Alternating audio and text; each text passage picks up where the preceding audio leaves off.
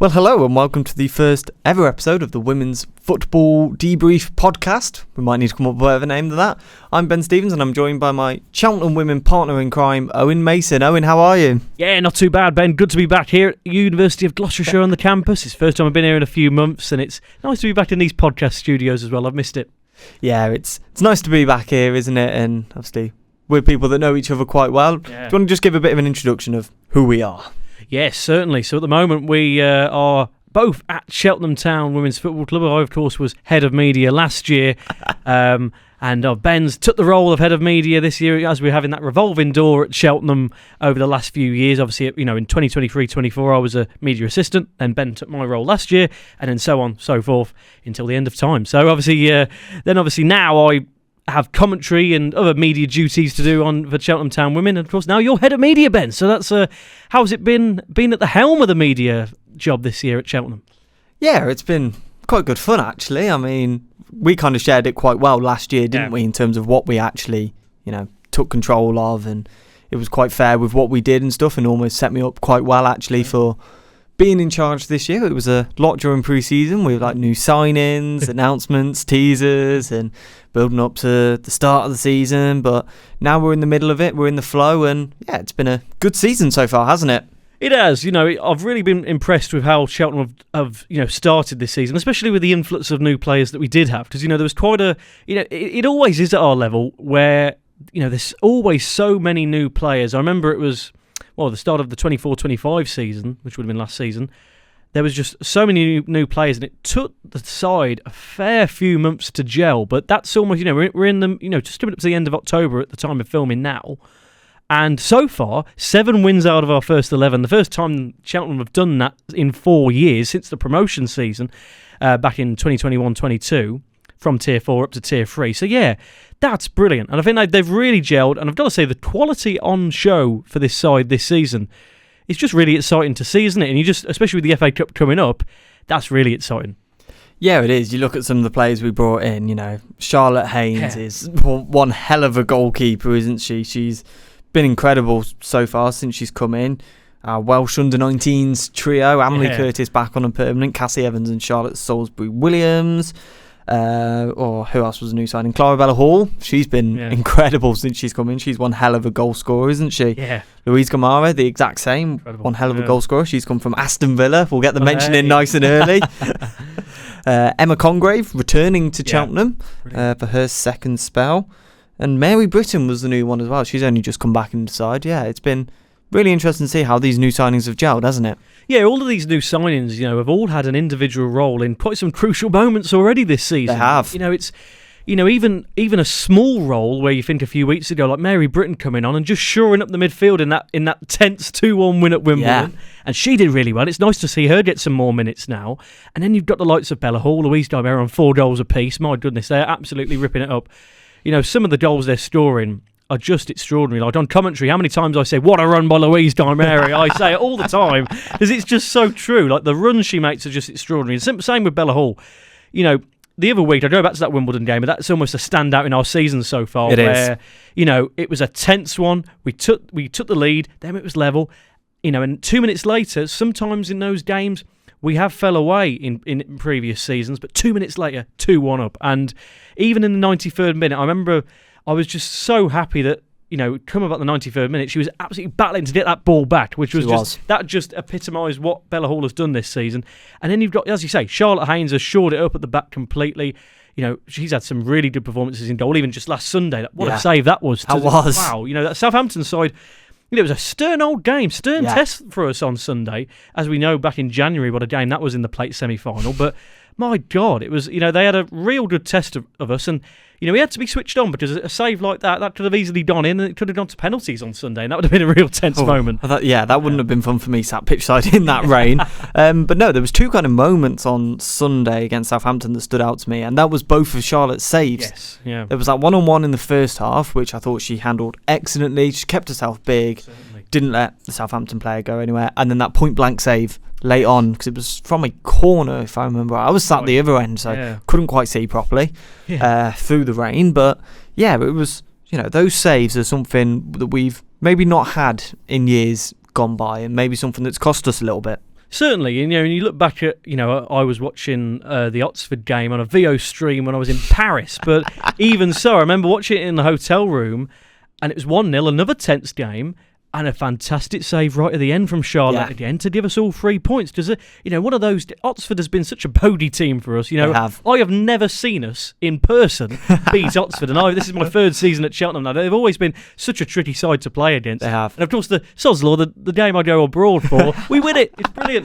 They have such a good record winning when I'm away. It's brilliant. We'll send you to Paris more often when we're playing Oxford. Then that's right. But it's everyone's had such a big role, and even players who were just trying to find their feet in football again, like Emma Congrave again, after having a terrible injury, an ACL injury that's become, all too apparent in the women's game, unfortunately. And that's the shame of it, really, in terms of the ACL injuries have just become so frequent. I think I saw a stat, there's been quite a few in just the last few months. I can try. There's something like 100 odd, wasn't there? Extraordinary. Noted in the women's game in like the last few months, which is just crazy to think about. But like one player as well for us that hasn't played this season, may not play this season. We hope that she will. Is obviously Holly Finch. Yes. She's one that we get on with really, really well. She did her ACL a few years ago, and then unfortunately did it again last season. But she's just been such a big part of the squad this year, hasn't she? At training nights all the time. Yeah, she's always been such a support, and in terms of just all the time, she's always like, geeing up the girls, ready for a big game, and that's always the best thing, in terms of, especially in training, when she's always cracking the jokes, she's always trying to keep as positive as possible. Always. And, it was funny, actually, we were saying this the other week, we colloquially call her Finchy. Her name is Holly, but it feels so weird to call her Holly. It does. What? It's one of those names, if you know people that have nicknames at work or wherever you are, then sometimes when you call them by their actual name, it's actually really strange. But she's always been such a great support. And long may that continue. She's trying to build up her fitness back up, and it'd be fantastic if she plays this season or even coming into next season. It'd be fantastic. But another player who's been injured, Ben, as well, which is a shame for her, given the season she had last year, Una Liu, 20 plus goals, absolute standout season for her last season. And, she finally got that first goal of the season against Blues. Next week, she hurts her shoulder. That's just how cruel football can be sometimes. Again, she's keeping positive, isn't she? In training. And it looks like, hopefully, not too serious, because she was back in training, some form of training last week, wasn't she? Yeah, some form of training. I think the players were told to steer clear of her a little bit. There was a few moments where nobody wanted to go anywhere near her. Obviously, a bit of a rash challenge from one of the Watford players it was in that game. Landed on her shoulder, dislocated. I'm not even going to try and say what it was. It was like very long name or something. Our friend Kaylee would correct us on that if she ends up watching this. Little shout out. But it was gutting for her, wasn't it? 'Cause just as she was starting to find form, she was playing really well in that Watford game, and to have an injury like that, being told about 3 months an injury layoff, it's all just too common at the moment in the women's game, isn't it? Because it's something that hurt us maybe a little bit last year as well. Yeah, that's the problem, because where we could have had a really good run post FA Cup, we had one hell of a run last season in terms of, there was one point where I think we had 8 wins in 12 games in some spell in the lead, in the 2 cup competitions that were in the 3 cup competitions, I should say, with the County Cup, the FA Cup, and the Plate. But that was such a magic run. It was a shame after the FA Cup game that we couldn't then continue that in the lead. It was some of those games that we were pulling our hair out, weren't we? That we were losing only by a single goal. Yeah. And that was that fine margin in the women's game that where this season, that sort of step up in quality in Tier 3, it's always been there in Tier 3. It's always been a competitive lead whenever, this is, as I say, my 3rd season here now. But this season especially, my goodness, there's a lot less thrashings in the lead now, because there used to be a lot of games where it used to be 8-0. That used to be commonplace every week, which was a shame. Lots of MK who lost a hell of a lot of players, and similar with Billericay this season. Where they haven't got the facilities really to be able to go for it and actually compete in the lead. But this season, my goodness, we've had some fantastic games end to end, and the lead is looking rather open this season. Yeah, it is. It looks like a really, really close league from what we're seeing this year. Like you said, so many games could have gone either way.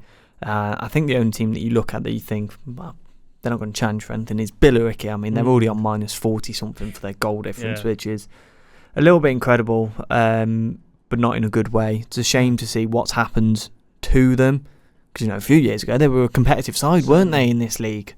But yeah, you look at where we are now and how teams have recruited this year. I mean, Plymouth have recruited really, really well. They've gone from being bottom end of the table to now they're challenging up there alongside Bournemouth, newly promoted. Watford are going to be up there again, and I think hashtag is one that's really surprised me with how far they've dropped off this year. Yeah, that's been an interesting one because a lot of their players and their manager actually went to Leyton Orient, which are tier 6 as a football, as a football club, and that's a fantastic. It might be tier 6, might be tier 7. I'm not too sure, but with Leyton Orient, a lot of their players, the likes of Sammy Rowland has gone there, and what a player she was. She was always getting that golden boot for the Women's FA Cup. She was always involved in terms of goal scoring for that. But yeah, they were a team that were really competing. Yes, with Ipswich last season, they really did storm the lead in the end. But for a little while, Hashtag were right up there, and they were almost Ipswich's Bodie team. They had them a few times in the cup, and they really, I think they beat them in the League Cup actually. They did. Hashtag beat Ipswich in the League Cup, and even. It's a shame of that, and it'd be interesting to see now with those two. It's guaranteed to be two sides going down after the last few seasons. It's been a bit up and down in terms of if there has been either just one team going down or two teams, due to like demotions and everything that's happened in the women's game. But with those two, with those two spots now, it'll be interesting how competitive it is right to the very end now, because there'll be teams really scrapping to stay in tier 3, which I think is just so good for the league, because it's. That in itself, and especially with that promotion spot now at the other end of the table, my goodness, it's just going to be a competitive season all throughout. And I think that's just been so nice to see for Cheltenham, especially where, they've only lost 4 games this season, and those 4 games they have lost, Exeter, Plymouth, Watford and Bournemouth, those sides will be really competing come the other end of the season. And the fact is, with some of these games, especially against Bournemouth, against the league leaders who haven't lost in the lead for 2.5 years, it was level for almost 60 minutes in that game. So, that's where, with that for Cheltenham, for Tom Davies, he can really look at his side now and be like, crikey, we're in a really good place. Just ahead of the Women's FA Cup starting, Cheltenham are really in a really good place in the league because they're not being outplayed at all, and they've really taken it to every team they play this season. Yeah, exactly that. We've taken it to pretty much every single team. I mean, that Watford game is one that will probably annoy us for years to come. Yeah, it was 1-0 Watford for quite a while. Then early in the second half, they went down to 10 players. And then we got level. They equalised straight after. We got level again. They didn't equalise. They took the lead again, sorry. That's it.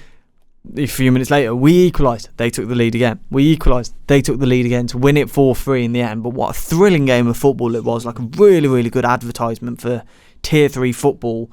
And you look at the league at the moment, and you've got Watford top on 19, Bournemouth top on 17, Real Bedford, newly promoted in 3rd on 15, Plymouth on 14, Oxford on 11, Lewis on 10, us and Gwalior on 9, Exeter 7, Wimbledon 5, and then hashtag on 4 in the bottom 2, and Billericay still on 0. So it's so close that whole way through. We're only 10 points off top spot. Wow, yeah, when you look at that, you think, my goodness, it's interesting how the lead it's been so topsy-turvy, hasn't it, in terms of there's been teams that have been beating each other, like Real Bedford, for example. That was our second game of the season, and it was our first win of the season. It was, oh my goodness, I can't get the score right. 4-1. 4-1, yeah, that's right, yeah, and since then, I don't think they've actually lost in the lead since then. We'll have to probably look into that. But should we have a quick look? We'll have a look, yeah, but I don't think they have lost in the lead since. Let's verify that from Statman Ben.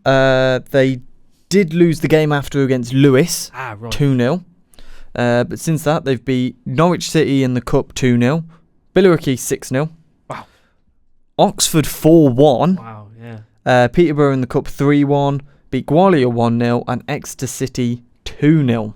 Yeah, they've done really well. Like, in terms of, they're a side that obviously got promotion, back-to-back promotion actually. And my goodness, they've done really well to then they're right up there. That second promotion spot is going to make it such an intriguing lead this season in terms of, I should say promotion playoff spot against that northern side in the second place in the Northern Premier Division. But that, even just to get to that for any of these teams, is just going to be such a big honour for them to try and get up to the Championship. Like, that's an extraordinary, we looked at it and we will touch on it later on, but the jump up from Tier 3 to the Championship, I should say WSL 2 now, is absolutely huge. You see the likes of Ipswich, who've struggled at to start off their WSL 2 season, and Portsmouth, who are in their second season now, have had one hell of an injury crisis this season. They had to pull out the League Cup at the weekend because, and that just shows how, of course, with injuries, we don't know the ins and outs at Portsmouth, but, from an outsider looking in, that just shows, my goodness, you need to have a big, bulky squad to be able to compete in the Championship. 100%. The WSL2. Oh, I keep saying that, don't I? Yeah, WSL2. Yes, it's been the Championship for so long, but yeah, WSL2. Damn it, there we go. Go for it, Ben. Yeah, but like the WSL2 is, again, such a competitive league at the moment. You've got Cheltenham top on 14, Birmingham City second on 13, Southampton on 11, Bristol City on 10. But then even you look at the gap between the WSL2 and the WSL, oh my God, that gap is huge because the last few years, whoever's gone up has just come straight back down. Exactly. And yes, but Ipswich going up and, they dominated our league, really, didn't they? I know in the end it actually, hashtag in theory could have won on the final day when we went to Ipswich, but it would have required us to beat Ipswich, them to win. I think they lost potentially in the end on that final day, so it wouldn't have mattered. At what our score was, we lost 8-0 on the day against Ipswich. That was a long final day of the season, wasn't it? But they're that comfortable in the league, and they've only got one win in 6 games in the WSL2, and that was against Portsmouth, who are bottom. Yeah, so that's where you look at it and you think, especially for these sides coming up, it was Nottingham Forest who went up with... where are they, Nottingham Forest, at the moment? Nottingham Forest are 6th. So they're not doing too bad of it at the moment in terms of... that's a really good... not bad for them at the moment. And there's... in terms of them and Newcastle, a few seasons ago in the Northern Division were doing really well. Newcastle at the moment, how are they doing? Newcastle are 9th at the moment. Only won 1 game this season, but drawn 3 and lost 2. That's interesting, because it's it just shows how that jump up is, for some teams it really can floor them. In terms of especially the money that you have to, then hike up to get into the Championship in the first place, which is quite extraordinary. And then it's that jump up, then it's trying to recruit. And I think that must be the toughest thing going up to WSL2, where, as you say, with Ipswich last season, we were, case in point with that. We had some really good competitive games last season, but that Ipswich team, oh my goodness me, absolutely blew us away, home and away. And, just hold your hands up and say, that was one hell of a side. That was just, the players they have, like Natasha Thomas, who is a Jamaica international. She's absolutely fantastic. And the likes of, Ella Rutherford, who moved on to Portsmouth. Then you've got, so many incredible players for Ipswich. Natalia Nedry in goal, who's just, I think she's just been called up for the under-23s she has, or under-21s for England. So 23s, I believe. Fantastic. That just shows the pedigree that they have in terms of those players. And they didn't lose too many. They lost a few. Of course, you will when you take the jump up. Yeah. But they didn't lose, too much of that big bulk of the squad. Definitely. But even so, that recruitment must be a bit of a headache for managers going up, because that must be... You want to keep that bid bulk, but you need to be able to find players who can compete at that level. Yeah, and that's one of the things that I think is quite hard with the Women's League at the moment, because you look at it and you think, well, there's not many leagues abroad that are to that level. It's not like the men's side of the game in that aspect where, you can look at so many leagues across Europe and think, oh, well, that player from that club's going to do well at that level in like England and whatever. Yeah. There's not a great deal to look at. You've obviously got America. They're probably one of the biggest. Spain have got a good league and France have got a good league. But when you look at it like that, they haven't got, I can't think what the word is now, but, all those players to look at. Yes. It does feel like there's a very small and limited window of players that you can pick, because if you're Ipswich, say, you're just looking at the start of the season, it's like, well, do we take the risk of sticking with our squad from the Women's National League and see, well, how does that work? How would that team fare? Or do you try and pinch off your opponents? That's going to be hard as a new team, isn't it? And certainly. There's not many players from the WSL at the moment that are stepping down into the WSL too. So I think that probably is going to be the hardest thing of any team going up at the moment. That's right, and I think you look at some teams now in terms of where Watford, when they came down last season, obviously into Tier 3 from the Championship, and obviously last season wasn't as good as they expected it to be last season, and then this season, they've recruited well, and now they're top of the lead. Watford only by about a point, aren't they, at the moment? But even so, just to be top of the lead, and to be top when there's a side like Bournemouth who are in a similar vein to Ipswich, or maybe even possibly better, where they have gone from Tier 4, and in an extraordinary turn of events 2 seasons ago, didn't go up. Yeah. Because them and Exeter were unbeaten, and it was a draw on the final day of the season, which saw Exeter go up on goal difference. That's extraordinary. That just shows that even at Tier 4, if you get the recruitment spot on, then you can have one hell of a team. And I say recruitment as well.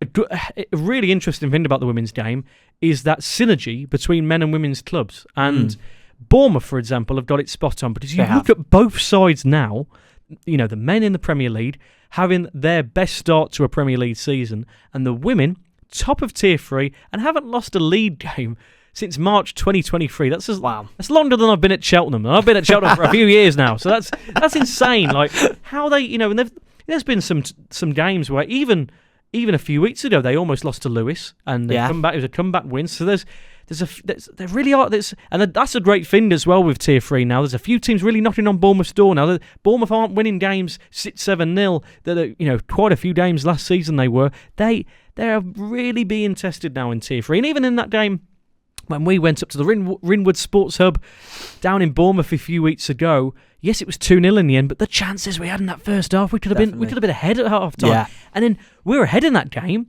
Where does that mindset for the Bournemouth players go? That would have been really interesting to see, wouldn't it, a few weeks ago? It would have. We can look back on those chances for the rest of the season and be ruining them a bit. But, they're 2 draws this season out of their 7 league games. 1-1 against Exeter and a 0-0 against Plymouth, which I think is going to be a massive result in terms of who does go up.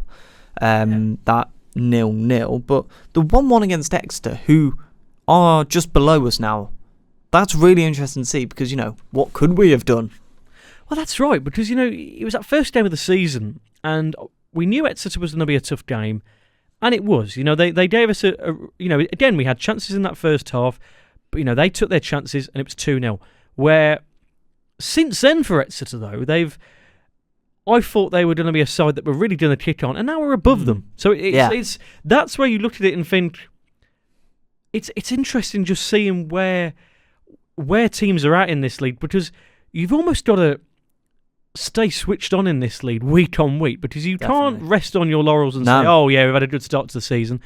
But just look at Bedford. As you say, we beat them in the second game, and now they're up the top. So up in third place. And Plymouth, I think that's probably one of the only games where in Plymouth they had some real quality in that side. And my goodness, it was got to a point in the second half where the game sort of was just running away from us completely, even though it was only 2-0. And that was probably the game that I wouldn't say outplayed, because we haven't been outplayed in any game properly this season. But that was probably a game where, in terms of we were sort of well beaten that day. But other than that, I've been really proud, and we've said this a few times, but Cheltenham have really just have took the games, every single team they've played this season, and long may that continue. Of course, with the FA Cup this weekend, I can't wait for it.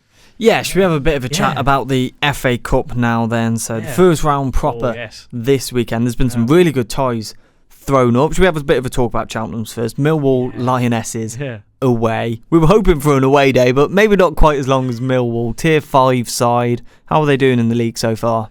Yeah, they've won four in a row. They've won the last 4, and they've done.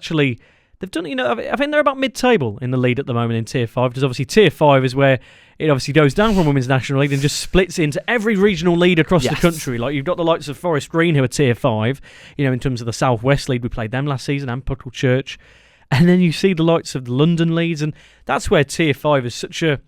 There's so many teams that are really fighting to get into Tier 4. The likes of Worcester have done it in recent years. The likes of Kidderminster Harriers, my local.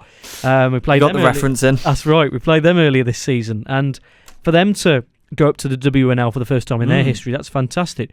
And even, for Millwall now, this will be a really interesting look at where the London leads are in terms of Tier 5, because there is some really good quality in those London leads when they come up to Tier 4 and Tier 3. It really is. Football in men's football and women's football, it's perhaps the strongest in the country in London in terms of, like, it's such a big area. Of course, it's a big area, but in terms of the clubs that are in that, you know, in that massive M25 vortex, as I like to call it, like, there's just so much quality. And even, as we said earlier, Leyton Orient down at Tier 6 have got some fantastic players, you know, at their disposal now. But yes, I've absolutely rambled on about that there. But yes, Millwall this weekend for Cheltenham, the FA Cup. My goodness, Ben, it's been the highlight of my time at Cheltenham last season. And even in the first season where we got to the third round, we played Reading. And, of course, the Championship side, then we lost 4-0 that year. But even last year was the best time I've had working in football or any type of media, where we were, you know, we got to that fourth round for the first time ever, and it was just such a magical run. It was. Beating Yeovil, Moneyfields, Norwich, and then getting to that Wolves game, where, again, a Wolves side last season, who, similar to this season, are well up there to try and win the league. Of course, they were up there with Nottingham Forest last season. Now they're up there with Burnley. You know, there's always Wolves, they're always there or thereabouts with Dan McNamara.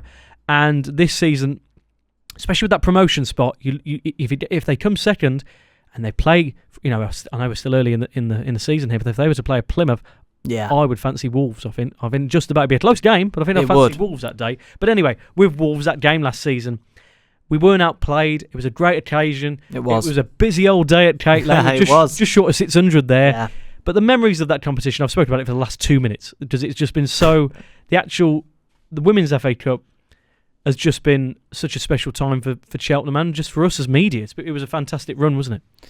Yeah, that coverage that we almost got last year for reaching the fourth round. I mean, I will always remember that picture of Una and Libby celebrating in the rain against Norwich. Incredible. For that, what was it? I don't know how late. I can't remember off the top of my head how late that winner was against Norwich. Somebody left us in the dark that day, but we won't go into that one. Getting too excited in the celebrations, but yeah, you know, beating Norwich that day to make it to the fourth round, and you know that picture of Una, and then Una getting baller of the round as well. She's a baller of the round. That is not easy to say. Yeah.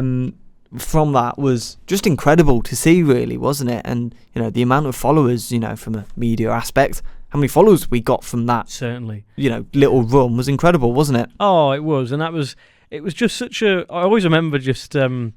You know, avidly watching the draws then and wondering who we would get. I always remember on that Monday night, it was a cold December. No, it would have been December. Yeah, that where we watched it. It was live on. I think they'd streamed it on Instagram and YouTube, and we were one number out from hitting a Chelsea or an Arsenal, and then we ended up getting a Tier 3 side in Wolves. There was a bit of a deflation, actually, because we thought, you know, we got to this fourth round for the first time in our history. We thought, we're going to get a massive away day here, and we almost did. That was the gutting. I think we were close to actually drawing Villa, weren't we? And Arsenal were around our tie as well, and you just look at it and you just think, oh, what could have been? Yeah. And then Wolves going through and getting Man United in the next round was like, you know, what could have been again? Exactly, case in point. And even with that Wolves game, you know, just short of 600 people there at Kate Lane, it felt, you know, because we, as Cheltenham, we get crowds of around about coming up to 200, aren't we, at the moment, for our home games. And for 578 people to be there at Kate Lane in January, that was, you could just tell when we turned up, there was a few more photographers on site, there was just a bit more, it felt like a hub of energy, didn't it, at Kate Lane? Yeah, I remember walking in and straight away we were almost thrown someone by Andy and Jackie, weren't we? And like, oh, this person needs this, and it's like, okay, yeah, we'll go in that way and we'll go and sort it all out. And just to see a gantry there at Kate, like that was, you know, for the extended highlights for like socials and for YouTube, like that was fantastic. And even now, I know we'll get into the first round in just a moment, but this year in general, and the league have done so well in this as well, where the social coverage of both the Women's National League and the Women's FA Cup this season has gone up tenfold. Like, the Women's FA Cup especially are, you know, in the lead up to these first round games, you know, they did it quite a bit last season, but this season they're having so much more deep dives on all the teams and all these teams that are making history in this first round, and I think that's brilliant. Like, that is so much awareness for, like, you know, for a club like Gloucester City down the road. Of course, it could have been a proper Gloucestershire derby in round one. We're hoping for it in round two if they beat Portchester this weekend. But yeah, like, the coverage has been fantastic. I've been really pleased with that, because that just shows how much they are invested in the game, and that coupled with the TV deal now with TNT Sports Yeah. and Channel 4, 19 games in this competition will be shown on TV over the whole competition. Such an increase, because this Saturday coming, Middlesbrough and Cheadle Town Stingers is the first round game ever to be broadcast in the Women's FA Cup, which is absolutely extraordinary. And that's where the women's football is really going in an upward trajectory. There we go. Try to say that 3 times fast, Owen. Yeah. But yeah, it was really, really good to see, actually, wasn't it? That, each team that kind of made history got a bit of a post about them. That Gloucester City one was the 8th of October. So right. Straight away, as soon as they've got through, before the draw was, I think, even done, might have been after, actually, that you see these teams all getting their little bit of a spotlight as well, which is really nice to see. Just how much they are actually pushing all these teams, and these teams that we've never even heard of. I mean, we have a university team in the first round of the Women's FA Cup for the first time. They're playing Cambridge United, so that's going to be a great occasion from them. And then some teams that, again, we've never heard of. I2I, International Soccer Academy. There was another one that I did just spot. SJR Workshop. There you go. I don't know who they are, but there you go. There's something Brilliant. we can try and look at getting. So yeah, one thing, Ben, that actually is an interesting, it's a really interesting talking point when it comes to the women's game in general, but just for the Women's FA Cup, as we're on it, as we're on the precipice of it this Sunday, is the fact of prize money. Because I was looking into this, and you've been looking into this as well, where we all know the gaps between men and women's football. That's been so well documented over the last few years, but the prize money is quite extraordinary. For example, this weekend, if Cheltenham were to win their first round game, or any team, of course, to win their first round game this weekend, £6,000 they'll win. Yeah. Cheltenham men, for example, play Bradford in the first round of the FA Cup I think it's next weekend. If they win that game, they get just over 47 grand. Yeah. And that's where you look at it and you think, the women's game does have a, we've been praising it, waxing lyrical about the game, because obviously over the last few years it's absolutely grown like you wouldn't believe. Yeah. With the Lionesses winning back-to-back Euros and everything else, and the growth that we've seen in Tier 3, like we've just mentioned. But the fact is, Ben, there's still a long way to go, especially when it comes to prize money. Yeah, there really is. And one thing that, for my final year project, I've kind of been researching into a little bit is this FA Cup prize money fund. And Lewis FC, obviously the only equal club in the country. It's brilliant what they are doing, saying that we're paying our men and women equal, and it's been like that for a few years now. It is really, really good to see. But they've been campaigning for equal FA Cup money for a few years now. And they've put up a July 2025 update of what that would look like. And it's quite incredible to see almost what could be done. If this is correct, where Cheltenham men got knocked out last year would have been around £79,500. Bloody hell. Where we got knocked out was £54,000. Yeah. So you look at that and they think, well, they only got to the second round proper, and they're getting still nearly 20 grand more than the women's team are. That is incredible. Whereas, if it was weighted equally, the men would have only earned £46,000. Wow. And we would have earned £60,000. So, whilst it's not actually, that much more, it's still something, isn't it? Well, especially that, like you've just mentioned there, where in terms of where Cheltenham got knocked out, they were in the second round last year, and Cheltenham played 4 games to get to the fourth round proper. Of course, WSL teams come in at round 4, that last 32 stage, where the most extraordinary thing about that, Ben, is where Cheltenham the men would have played less games in the cup and got more money, which is just, that's where you look at it and think, how does that even work? Like, that's just, and even with some teams where, especially with the with Cheltenham coming in at round 1, there's been so many preliminary rounds for the women's FA Cup, similar to the men, and even in those rounds, and that's when it always gets me in the men's game, where Premier League teams come in at round 3 and go, oh yeah, brilliant, what a run we've had. Where there's been, for example, like your Kidderminster Harriers, or you'd Gloucester City, or your local sides that have been there since the bitter end, the start of the tournament, back in August, for goodness sake. So that's where teams are And that's a bit of a kick in the face to where that run last season was absolutely monumental for Cheltenham, but probably not getting the money they deserve for it. Yeah, well, you look at that and you see when Premier League clubs go, oh, what a run of fixtures we've had or whatever in the FA Cup. You've only played 6 games to get to the final. Exactly, yeah. You look at teams that, have come in the extra preliminary round. I'm saying that completely wrong, but we're going to roll with it. There is 223 fixtures in that extra preliminary round. Then 136 in the preliminary round, and then 112 in the first round qualifying, 80 second round qualifying, 40 in the third round qualifying, 32 in the fourth round, and then back up to 40 for the first round proper. When you look at that, and then there's only 20 actually in the second round proper, and then back up to 32 in the third round proper. Oh, yeah. So you look at that and you think, well, what's going on there? Because you then look at the women's side of it. There's 23 fixtures in the preliminary round, 163 in that first round of qualifying, Extraordinary. 128 in the second round, 88 in the third round of qualifying, and then 56 fixtures in the first round proper.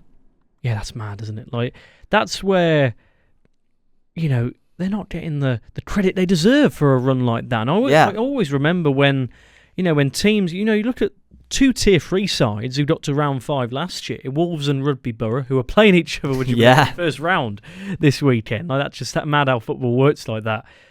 But, they played Liverpool, Rugby played Liverpool, and only lost 2-0 that day. Yeah. Which, it'd be very interesting if come January and February this time, if Rugby were to play Liverpool this year, where they have struggled a fair bit this season, that'd be interesting to see if they were to get a team like that again. It might be one of the biggest shots in the tournament's history. That's one thing I'd love to see this year. It would. I would love to see even a Tier 3 or 4 side beating a championship club, or even I don't think that's ever happened where a Tier 3 side has beat a WSL club. And not that I can think of. That would be absolutely fantastic for the women's game in general, because that would be the biggest giant killing, in the tournament's history, and the coverage that would get. Say, hypothetically speaking, a Wolves got to round 5 again, or the likes of Rugby, or somebody in our league like Bournemouth who've been absolutely stunning. Well, you look at Ipswich last year, where they played Man City, only lost 3-0. Yeah. And that's where, what a side they are. And hypothetically speaking, with our Cheltenham caps on, if Cheltenham were to play a side like Liverpool or West Ham, who aren't doing so well, and of course, even though they're not doing so well, they are a WSL team. Yeah. They've got WSL facilities, you've got facilities that are absolutely out of this world in terms of, where they play and wherever it is.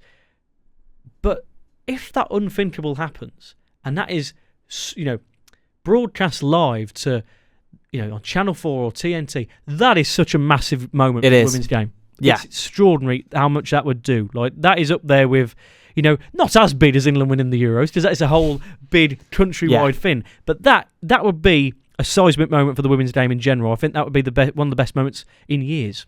It really would, and it would be so interesting to see something like that happen first. But obviously, we've got to get through the first round first. That's right. Should we look at a couple of fixtures and we'll get you to pick up some winners? Yeah, let's throw that at you. Yeah, that'd be good. We'll go with Borough Cheltenham Town Stingers as the broadcast tie. Who do you think's going to win there? Oh, yeah, live on TNT Sports. Middlesbrough at the moment are around about 7th or 8th in Tier 3. And Cheadle, top of the division in Tier 4. So that's going to be a really, really interesting game. This is interesting. With it being on TV, that's a bit of unknown, because I think it's Middlesbrough's first ever game on TV. I'd like to say the same for Cheadle. But for those two teams, what an honour that is to be like, my goodness, definitely games on TV. Yeah, they could have family members all over the country, all over the world, that could be able to tune into that, which is brilliant. That's such a lovely moment just for their players. I'm going to say, I think Cheadle are going to win it. They're on the run, on an absolute roll in the lead, and of course there is that little difference between Tier 3 and 4, as we've seen, in terms of where Tier 4 sides. I think it was Bristol Rovers lost 6-0 to Plymouth in the WNL Cup. So that's where there is that difference between Tier 3 to 4. But it's not that much of a difference, no, really. Exactly. Because we'll play Swindon in a few weeks in the League Cup, and that's going to be one hell of a game. That is going to be so competitive. But yeah, I think for Tier 3, Tier 4, for this one this weekend, as you say, Middlesbrough Cheadle, I'm going to go with Cheadle, 2-1. Let's throw another one at you. Wolves, Rugby, Borough. The two teams that got to the 5th round proper last year. Who's going to take the victory there? Yeah, that's one of 3 Tier 3 clashes. All Tier 3 clashes, I should say. And it's a shame for one of those sides that they won't repeat what they did last season, both getting to the 5th round, which was quite an extraordinary run for both teams. But it's a real tough game, that, because Rugby, since they made that change, they were in the Southern League, would you believe, a few seasons back. I remember we played them home and away. And why they ever were, because they're in Coventry, for Christ's sake. That is not Southern. That's never been Southern in the history of the United Kingdom. But Rant over. Yeah, that's right. But it's interesting, these divisions. I always find it fascinating where Cheltenham have been in the northern sections of cups and everything. It's all been a bit weird. But anyway, Wolves Rugby. Oh, goodness. I reckon that goes to about extra time, maybe even penalties. And I think we see Wolves just squeak through on penalties. But it'd be a tough one. Wolves to win on pens. Yeah, I think I'd agree with you there. It's probably going to go the distance, that game, isn't it? All the way. And I can just about see Wolves only just getting through that. Let's pick out another one for you. We will go #Oxford as another all Tier 3 clash. Now that's interesting, because #, as we say, have struggled this season. And Oxford, they're an interesting side in the fact that, they've got some fantastic players, but again, haven't hit the heights that they'd like to, really, in terms of where they want to be. And of course, last season, they had one of the biggest shots. Well, they were on the other side of one of the biggest shots. They almost played Aston Villa. Almost had a plum tie of Aston Villa. At that point, did they know the winner was playing Aston Villa? Was it a rescheduled game, if I remember? I think it was. I can't actually remember. I think it was played the week after, so they knew the winner was playing Aston Villa. I think I might have got that wrong. I will double check that in a moment. But yeah, I think it was, because then Bristol Rovers went on to win that game, and they got their bid plum draw with Aston Villa, which was quite an extraordinary game. And then lost 9-0 under Sean Goto. I remember that one. I remember that. Gabby Nunez, I believe, made her first appearance, or Jill Byings definitely made her first appearance, but that was a great game for Bristol, just to be able to say, well, we've played Aston Villa. Yeah. So a great occasion from them, and then we'll finish off. #Oxford, I don't know if I said the winner. I completely forgot you went off the right tangent, didn't I? Yes. Winner. We love that. Yeah, winner. Oh, goodness. I think it's going to be a close one. Again, #. They'll try it, but I think Oxford will win that 2-1. Yeah, so then finally, Millwall Lionesses against Cheltenham Town. Score prediction there, Owen. Here we go. This is an interesting one, because of course we're going into the unknown in terms of playing a Tier 5 side, a London side, as we say. Some of this quality, they've just won 4 on the trot, so they're going into this game with a lot of confidence. But I've got to say, even though, as you can see with my Cheltenham badge on, it's not biased at all. Just broke the fourth wall there. Hi there. As a media representative for Cheltenham, even with my Cheltenham cap on, I think Cheltenham win this fairly comfortably. Few goals apiece for a few players. I think we win this 6-1. Wow, that's a big. I was going to go about 4. I think Millwall, with it being FA Cup as well, Millwall will put up a really, really strong fight. They seem to be well backed by their men's team. They've got a couple of good players in their squad, so I think it'll be a closer game maybe than we expect. I'm going to say it's 0-0 at half time. Oh God, they're going to give us a good go in that first half, but then just the Tier 3 quality eventually will show through, and we will win about 4-0. Another clean sheet. Similar to Kiddy Arias then. I know, for example, that was Tier 4, but they're a side who've just come up from Tier 5, and in that first half gave us a few headaches. Of course, Eloise Harris giving them the lead early on. 3 minutes. Yeah, and for a little while in that game, we were trying to just get into the game, which was quite an interesting, and of course in the end winning 5-1. But that's where you've got to be careful with teams like this, where, of course, for Cheltenham this weekend as well, without that Welsh trio, that under-19 trio, because they're currently in Spain. They start their friendly internationals against Switzerland tomorrow, and then one on Monday. So they missed the Millwall game. But I think I think we've still got the quality there. It'd be interesting to see some players play that, some of the reserves like Anya and Freya getting in again. That'd be lovely to see them play again. It would. Just a bit of a rejig of the team, as I said to Tom the other day. It'd be interesting to see how we get on. But yeah, hopefully all the way into round 2. That's what we hope for on Sunday. Lovely. Well, we'll wrap it up there for today. Make sure you follow us on socials. Follow whatever platform we decide to put this on in the end.